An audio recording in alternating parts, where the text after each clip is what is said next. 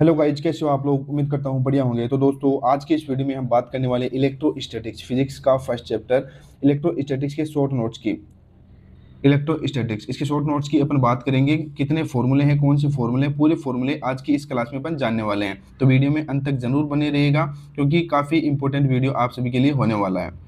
तो यहाँ पर अपन सबसे पहले बात करें एक कूलम आवेश का कितना मान होता है। एक कूलम इज इक्वल टू कितना होता है, 3 × 10⁹ इलेक्ट्रोस्टेट यूनिट। इतनी इसकी वैल्यू होती है, इसको जरूर से याद कर लेना आप। इसके बाद में बात करें प्रेरण द्वारा आवेशन। अगर अपन किसी वस्तु को प्रेरण द्वारा आवेशित करते हैं तो उसका मान कितना होता है। क्यू प्रेरित इज इक्वल टू कितना होता है, क्यू प्रेरित is equal to -Q0 × 1 - 1/ε r। इसके बाद में अपन बात करें नीचे, Q1/Q2 इज इक्वल टू दो। अगर आपके पास गोले दे रखे हैं जैसे इस प्रकार से, तो उनकी त्रिज्या सिंपल सी बात है, इसकी त्रिज्या R1 होगी, इसकी त्रिज्या R2 होगी। त्रिज्या R2 होगी तो आवेश का मान भी अलग अलग होगा। तो आवेश का जो रेशियो होता है वो कैसे निकालेंगे, इन दोनों गोलों के ऊपर Q1/Q2, इस फॉर्मूले से Q1/Q2 is equal to R1/R2। अब बात करते हैं कुलोम के नियम की। तो कुलोम का नियम क्या कहता है, कुलोम का नियम का फॉर्मूला आपके पास ये कहता है, F इज इक्वल टू के Q1Q2/R²। के की वैल्यू कितनी आती है, यहाँ पर के की वैल्यू होती है 9 × 9 न्यूटन मीटर स्क्वायर पर कूलम स्क्वायर, 1/4πε0। एप्सिलॉन की वैल्यू ये होती है 8.85 × 10⁻12 कूलम स्क्वायर पर न्यूटन मीटर स्क्वायर।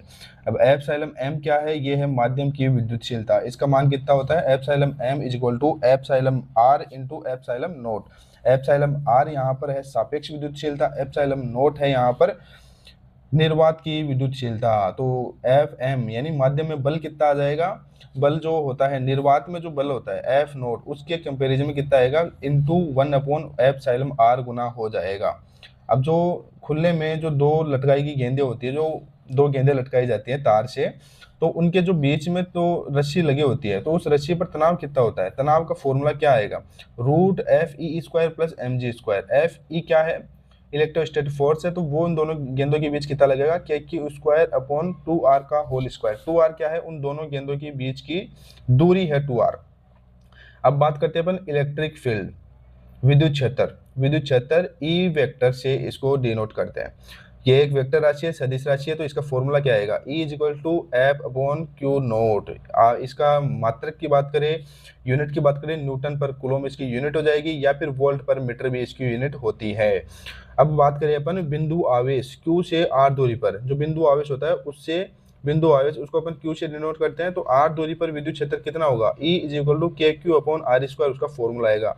वेक्टर की बात करें तो R कैप से इसको गुणा कर देंगे। अब अपने पास यहाँ पर एक लंबा तार है जिसके ऊपर Q आवेश है, L लंबाई का तार है, तो रेखीय आवेश घनत्व का फॉर्मूला ये होगा अपने पास, lambda is equal to Q/L। और अगर कोई क्षेत्र दे रखा है, एरिया दे रखा है, जैसे रेक्टेंगल दे रखा है, स्क्वायर दे रखा है, तो उसका पृष्ठीय आवेश घनत्व होगा सिग्मा, पृष्ठीय आवेश घनत्व सिग्मा। तो sigma is equal to Q/A। ये क्षेत्रफल है, Q आवेश है ही आपका। अगर आपके पास गेंद का टाइप का कोई गोला है तो उसके अंदर कितना आवेश होगा, तो उसके फॉर्मूला आएगा यहाँ पर आवेश घनत्व का, rho is equal to Q/V। V क्या है, यहाँ पर आयतन है उसका। अब बात करें रेखीय आवेश के कारण विद्युत क्षेत्र। कोई भी रेखीय आवेश है, रेखीय आवेश जैसे ऐसे दे रखा है, लेमडा है यहाँ पर, क्या है लेमडा रेखीय आवेश घनत्व है, L लंबाई का तार है, तो उसके कारण ई लंबवत यानी परपेंडिकुलर कितना आएगा विद्युत क्षेत्र, K/r इंटू sin θ1 + sin θ2, ये फॉर्मूला आएगा। और अगर उसके समानांतर की बात करें, पैरेलल, तो उसका formula K/r into cos θ1 - cos θ2, ये उसका फॉर्मूला आएगा पैरेलल की बात करें तो अगर यही तार अगर अनंत लंबाई का होगा, तो अनंत लंबाई का तार होगा तो उसका फॉर्मूला ये आएगा, E is equal to 2K/r, क्योंकि θ1 और θ2 का मान 90 डिग्री हो जाएगा, तो sin θ1 sin θ2, तो इनका मान एक यहाँ से आ जाएगा, एक यहाँ से, एक और एक दो, तो 2K/r। अगर अर्ध अनंत लंबाई का तार होगा तो उसका फॉर्मूला ये आएगा, E is equal to K/r। इस फॉर्मूले से इनका मान निकालेंगे दोनों का, अर्ध अनंत लंबाई का और अनंत लंबाई का। अब अपन बात करते हैं यहाँ पर दो लंबे समानांतर रेखीय आवेश, दो अगर लंबे समानांतर रेखीय आवेश कुछ इस हिसाब से हैं, तो उनके मध्य प्रति एकांक लंबाई पर बल कितना लगेगा, तो उसका फॉर्मूला ये आएगा, dF/dL2 is equal to 2K/1 into λ2/r। इसके बाद बात करें एक समान आवेशित वलय के अक्ष पर विद्युत क्षेत्र की तीव्रता। एक समान आवेशित वलय, कोई ऐसे वलय दे रखी है अपने पास, तो उसकी जो एक्स होती है बीच में, सेंटर से लेकर सेंटर से दूर जाएंगे, तो उसकी जो विद्युत क्षेत्र की तीव्रता उस सेंटर की एक्सिस पर, यानी उसकी एक्सिस पर विद्युत क्षेत्र की तीव्रता कितनी आएगी, तो उसका फॉर्मूला ये आएगा E = KQX/R² प्लस x² की पावर 3/2। तो x = R/√2 पर विद्युत क्षेत्र होता है वो मैक्सिमम आएगा और इसका ग्राफ कुछ इस प्रकार से आएगा। जो दूरी होगी और विद्युत क्षेत्र होगा उसके बीच ये ग्राफ आने वाला है। और अपने पास अगर कुछ इस प्रकार की स्ट्रक्चर दे रखी है, यहाँ पर अल्फा अगर कोण है उसके बीच इस प्रकार से कोण बन रहा है, तो उसका फॉर्मूला ये आएगा विद्युत क्षेत्र का E = 2K/λ/R sin α/2। अल्फा क्या है, ये वाला कोण है अल्फा, ये कोण, ये थीटा।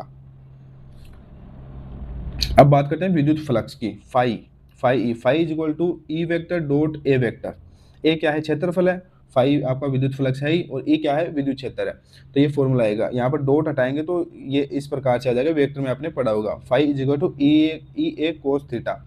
इसकी अगर बात करें अपन सदिश अदिश की, वेक्टर की बात करें, तो यहाँ पर सिंपली ये अदिश राशि होती है। इसकी जो यूनिट होती है वो वेबर होती है, या फिर वोल्ट मीटर होती है, या फिर न्यूटन मीटर स्क्वायर पर कूलम भी इसकी यूनिट होती है। अब बात करें अपन गाउस प्रमेय की, तो गाउस प्रमेय क्या कहती है, गाउस प्रमेय ये कहती है कि जो बंद क्षेत्र होता है तो उसके अंदर जो आवेश होता है उसका योग कितना होता है, 1/ε0 गुना उसका जो फाई होता है वो होता है। तो फाई = इंटीग्रेट यानी समाकलन E vector dot DS vector = summation Q enclosed. आवेश कौन सा, जो ऐसे कोई स्ट्रक्चर दे रखी है मान लीजिए कोई, तो उसके अंदर Q1 आवेश है, Q2 आवेश है, तो उन सभी का जोड़ इंटू 1/ε0 का गुना होता है, समीशन Q इनक्लोज्ड अपॉन ε0। ये गाउस प्रमेय कहती है। अब बात करते हैं गाउस के नियम के अनुप्रयोग। तो अनुप्रयोग में कुचालक प्लेट के कारण विद्युत क्षेत्र का फॉर्मूला ये आएगा आपके पास, E = σ/2ε0।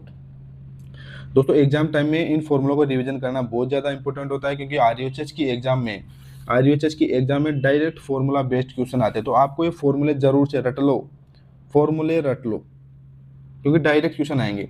अब बात करते हैं अपन 2 नंबर, चालक प्लेट के कारण विद्युत क्षेत्र। चालक प्लेट के कारण विद्युत क्षेत्र क्या आएगा, चालक प्लेट के कारण आधा हो जाएगा, E = σ/2ε0। कुछ इस प्रकार से चालक प्लेट होती है, चालक प्लेट की सतह पर विद्युत क्षेत्र होता है, आवेश होता है, और जो कुचालक प्लेट होती है तो उसके अंदर जो होता है वो विद्युत क्षेत्र होता है, आवेश होता है। अब बात करें 3 नंबर फॉर्मूला, तो 3 नंबर क्या है, आवेशित गोलीय कोश। कोई आवेशित गोलीय कोश दे रखा है तो उसकी जो विद्युत क्षेत्र की तीव्रता होगी वो कैसे निकलेगी, तो कोई बिंदु अगर उस आवेशित गोलीय कोश से बाहर दे रखा है, तो ये फॉर्मूला आएगा, E = KQ/R²। कोई बिंदु अगर सतह पर दे रखा है तो सतह पर त्रिज्या उसकी कैपिटल R है, तो KQ/R² सतह पर हो जाएगा। और इसके अंदर आवेशित गोलीय कोश के अंदर विद्युत क्षेत्र 0 होता है, क्योंकि आवेश ही नहीं होता। आवेशित गोलीय कोश, अभी मैंने आपको बताया था, सतह पर विद्युत क्षेत्र, सतह पर आवेश पाया जाता है आवेशित गोलीय कोश पर। और अगर आवेशित कुचालक गोला है तो उसके अंदर आवेश पाया जाता है। यहाँ पर देखिए, इस चीज पर फोकस करिए, आवेशित कुचालक गोला है तो कुचालक गोला होगा तो उसके अंदर आवेश पाया जाएगा। इसी प्रकार से बात करें तो सतह के बाहर, गोलीय कोश के बाहर, आवेशित कुचालक गोले से बाहर तो विद्युत क्षेत्र उतना ही आएगा जितना कुचालक वाले, जितना आवेशित वाले के कारण था। आवेशित जो खोखला गोला था गोलीय कोश, उसके कारण था, उतना ही आएगा। सतह पर भी उतना ही आएगा, KQ/R²। लेकिन जो अंदर है, अंदर वो चेंज हो जाएगा, अंदर इस प्रकार से आएगा, KQ/R/R का क्यूब, अंदर इस प्रकार से होगा। और एक ग्राफ आप याद कर लेना, ग्राफ इस प्रकार से आएगा, सतह की ओर जाएंगे तब बढ़ता जाएगा, लेकिन फिर एकदम से कम होता चला जाएगा। अब बात करते हैं गतिशीलता की। तो गतिशीलता का फॉर्मूला क्या होता है, गतिशीलता का फॉर्मूला होता है μ = VD/E। ये गतिशीलता का फॉर्मूला आपका होता है, इसको याद कर लेना, क्योंकि ये आपका इलेक्ट्रॉनिक्स में भी आता है, सेमीकंडक्टर वाले चैप्टर में भी ये आता है। अब बात करते हैं विद्युत द्विध्रुव। विद्युत द्विध्रुव क्या होता है, विद्युत द्विध्रुव होता है, एक इधर प्लस आवेश है, प्लस Q आवेश है, एक तरफ है माइनस Q आवेश, तो ये आपका विद्युत द्विध्रुव बन जाता है।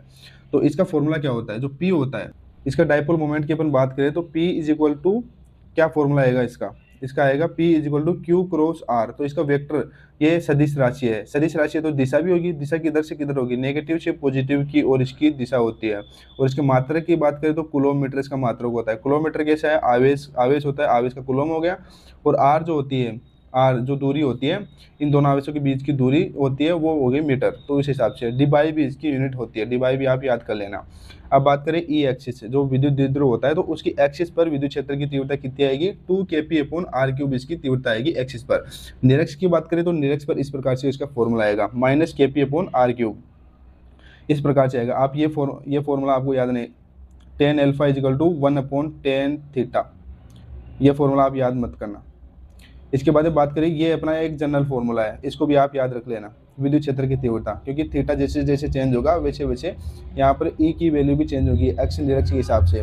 तो E is equal to kp/r³ into √1 + 3 cos² theta, इस हिसाब से इसका फॉर्मूला आने वाला है। दोस्तों अब बात करते हैं अपन एक समान विद्युत क्षेत्र। अगर अपने पास एक समान विद्युत क्षेत्र कुछ इस प्रकार से दे रखा है, जैसे इस प्रकार से एक समान विद्युत क्षेत्र ई दे रखा है, तो उसमें अपन किसी आवेशित कण को छोड़ेंगे तो वो किस प्रकार से गति करेगा उसकी बात करेंगे। जब कण को विरामावस्था से छोड़ा जाए, कोई कण है उसको विराम अवस्था से छोड़ा जाए, उसकी प्रारंभिक जो वेग है उसका वो 0 है, तो उसमें उसका त्वरण कितना आएगा, एक्सेलरेशन कितना आएगा, a = qE/m, ये उसका फॉर्मूला आएगा। नियत चाल से गति करेगा, सरल रेखा में गति करेगा, और त्वरित होता है दोनों के लिए। अब बात करते हैं नीचे, उसकी चाल कैसे है, विद्युत क्षेत्र के लंबवत, उसको विद्युत क्षेत्र ऊपर बताता हूँ, विद्युत क्षेत्र इधर है, विद्युत क्षेत्र आपका इधर है, तो उसको ऐसे लंबवत गिराएंगे, लंबवत विद्युत क्षेत्र के लंबवत, यानी दोनों के बीच थीटा, उसका वेग और विद्युत क्षेत्र के बीच का कोण जो है वो 90 डिग्री है। तो उसका जो पथ होता है वो कैसा आएगा, दूरी कैसी आएगी, कैसे निकालेंगे, तो y is equal to 1/2 into QE/m into x/u का होल स्क्वायर। पथ कैसा आएगा, परवलय पथ में गति करेगा। परवलय कैसे, इस हिसाब से ये दे रखा है, ये इसकी दूरी है y। तो ये कुछ फॉर्मूले हैं, ये वाला फॉर्मूला, सेकंड वाला फॉर्मूला इतना इंपॉर्टेंट नहीं है, क्योंकि ये ज़्यादा एग्जाम में पूछा नहीं जाता है, तो इसको आप स्किप भी कर सकते हैं। लेकिन अगला जो फॉर्मूला आने वाला है, विद्युत स्थितिज ऊर्जा, ये काफ़ी इंपॉर्टेंट है, बहुत ही ज़्यादा बार पूछा जाता है ये फॉर्मूला, इस फॉर्मूले बेस्ड पे क्वेश्चन। तो विद्युत स्थितिज ऊर्जा, इसका फॉर्मूला क्या है, U = kq1q2/r, ये इसका फॉर्मूला है। इंटीग्रेशन की बात करें, U = इंटीग्रेट अनंत से r f dr, ये इसका फॉर्मूला होने वाला है विद्युत स्थितिज ऊर्जा का। ये इसका ग्राफ है प्रतिकर्षण और आकर्षण के हिसाब से। U = n/2, अगर आपको निकालना है स्थितिज ऊर्जा, तो कोई आवेश दे रखे हैं, जितने आवेश दे रखे हैं तो उस हिसाब से उसकी स्थितिज ऊर्जा निकालेंगे। U = n/2, n क्या है, जितने आवेश हैं वो है, ये एक शॉर्टकट ट्रिक है, इस ट्रिक के हिसाब से आप विद्युत स्थितिज ऊर्जा निकाल सकते हैं। U = n/2, एक को पकड़कर जोड़ी की स्थितिज ऊर्जा, उसे गुणा कर दो, एक को पकड़कर जोड़े की स्थितिज ऊर्जा कर लो। आप इसको इग्नोर कर देना, आप अपने हिसाब से भी कर सकते हैं, क्योंकि इसके हिसाब से अब इतना टाइम है नहीं कि इतना एक्सप्लेन कर पाऊँ इसको, तो आप कंफ्यूजन होगे फालतू। अब बात करते हैं विद्युत विभव की। विद्युत विभव, इलेक्ट्रिक पोटेंशियल, इसको V से डिनोट करते हैं। तो विद्युत विभव का फॉर्मूला क्या आएगा, V = W अनंत से P बिंदु तक, किसी आवेश को अपन ला रहे हैं इनफाइनाइट से P बिंदु तक, तो उसमें जो कार्य किया जाएगा वही तो विद्युत विभव होगा। तो V = W अनंत से P तक अपॉन Q, इसका फॉर्मूला होगा विद्युत विभव का। तो V = kq/r भी होता है इसका फॉर्मूला, और V = U/Q भी होता है। यूनिट होती है इसकी जूल पर कूलम या फिर वोल्ट भी होती है। और अगर बात करें डेल्टा V की, तो डेल्टा V यानी विभवांतर, डेल्टा जहाँ भी आ जाए वहाँ समझ लीजिए विभवांतर की बात हो रही है, विभवों में अंतर। डेल्टा V = इंटीग्रेशन E/dr, ये इसका विभवांतर का फॉर्मूला होने वाला है। E = -dV/dr, ये है विभव प्रवणता। अगर आंशिक अवकलन की बात करें तो E = -del-V/del-r, del/del-r बराबर del/del-x i cap, del/del-y j cap plus del/del-z k cap, ये विभव प्रवणता आंशिक अवकलन के हिसाब से विद्युत क्षेत्र का फॉर्मूला होने वाला है। अब बात करते हैं अपन आवेशित चालक गोला। कोई अपने पास आवेशित चालक गोला दे रखा है, जिसकी सतह पर जो आवेश है, तो उसके कारण अपन विद्युत विभव की बात करते हैं। तो सतह से बाहर की तरफ कोई बिंदु दे रखा, उसके ऊपर कैसा फॉर्मूला आएगा, v बराबर कितना आएगा, v is equal to k q upon r, small r आएगा। स्मॉल आर क्या है, ये वाली दूरी स्मॉल आर है। अब बात करें सतह पर, तो सतह पर आएगा के क्यू अपॉन कैपिटल आर क्या है, त्रिज्या है, सतह बराबर अंदर, तो सतह पर जितना होगा उतना ही विद्युत विभव इसके अंदर होगा। लेकिन विद्युत क्षेत्र वाले केस में अपने पास उल्टा था, आवेशी चालक गोले के कारण विद्युत क्षेत्र अंदर 0 था, लेकिन यहाँ पर विद्युत विभव के केस में आपको ध्यान रखना है सतह पर जितना होगा उतना ही अंदर पाया जाएगा। अब आवेशित कुचालक गोला अगर दे रखा है, तो आवेशित कुचालक गोला होगा तो उसके अंदर आवेश पाया जाएगा, तो उस हिसाब से अपन v बाहर, विद्युत विभव बाहर उतना ही आएगा जितना आवेशित चालक गोले के कारण था, के क्यू अपॉन आर, सतह पर भी उतना ही आएगा जितना आवेशित चालक गोले के कारण था। लेकिन जो अंदर होगा वो अंदर चेंज हो जाएगा, क्योंकि अंदर आवेश दिया गया है, आवेश दिया गया है तो उसके हिसाब से चेंज हो जाएगा। v अंदर क्या आएगा, के q upon 2r cube into 3r square minus r square, कुछ इस हिसाब से अंदर चेंज होता रहेगा। तो ये ग्राफ आपको याद रख लेना है, किस हिसाब से अंदर आवेश दे रखा है उस हिसाब से, किस हिसाब से आवेशित कुचालक गोले के कारण, और आवेशित चालक गोला है उसके लिए ये वाला फॉर्मूला, ये वाला ग्राफ बन जाएगा। अब बात करते हैं विद्युत द्विध्रुव विभव, विद्युत द्विध्रुव के कारण विभव, तो कुछ हिसाब से, कुछ इस हिसाब से आपका नेगेटिव टू नेगेटिव आवेश से पॉजिटिव आवेश की तरफ आपका विद्युत द्विध्रुव होने वाला है। तो इसके कारण विभव की बात करें तो v एक्सिस, एक्सिस पर kp अपॉन r स्क्वायर विभव आएगा। निरक्ष की बात करें तो निरक्ष पर विद्युत द्विध्रुव के कारण विभव 0 होता है, याद रख लेना। और ये दोनों का मान, इन दोनों की वैल्यू कहाँ से आई, इस फॉर्मूले से आई। जैसा कि उस वाले विद्युत क्षेत्र के केस में मैंने बताया था, विद्युत द्विध्रुव के कारण विद्युत क्षेत्र के केस में मैंने वो एक फॉर्मूला बताया था, उसके हिसाब से निकाले थे। तो यहाँ पर इस फॉर्मूले से आएगा v is equal to k p cos theta upon r square. Axis की बात करें तो एक्सिस पर कोण कितना होगा, एक्सिस पर थीटा हो जाएगा 0, तो कोस 0 का मान कितना होता है, 1 होता है, तो उस हिसाब से ये फॉर्मूला आएगा।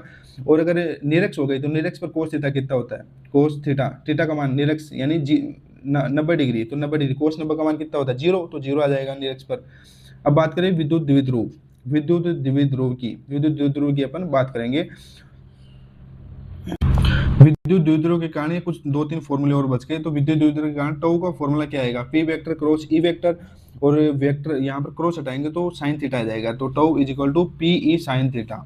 और अगर कार्य की बात करें, डब्ल्यू की बात करें तो डब्ल्यू बराबर P E cos theta 1 minus cos theta 2 कार्य का फॉर्मूला लेने वाला है। और स्थितिज ऊर्जा का फॉर्मूला यह आ जाएगा u is equal to minus, और यहाँ पर स्थितिज ऊर्जा का फॉर्मूला इस हिसाब से आ जाएगा u is equal to minus p vector dot E vector.